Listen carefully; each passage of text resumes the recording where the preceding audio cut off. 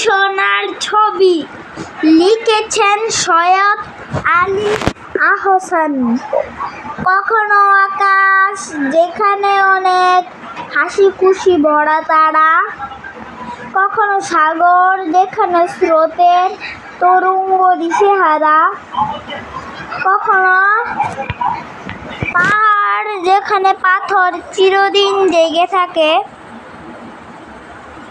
কখনো বা মাঠে যেখানে ফসল সবুজের ঢেউ আঁকে।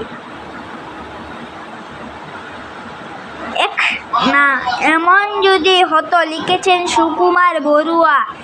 এমন যদি হতো, ইচ্ছে হলেই আমি হতাম প্রজাপতির মতো, নানান রঙের ফুলে বসে বসে যেতাম চুপটি করে, খেয়াল মতো নানান ফুলে সুবাস নিতা কত। এমন যদি হয়, আমায় দেখে এই পৃথিবীর সবাই পেত ভয়।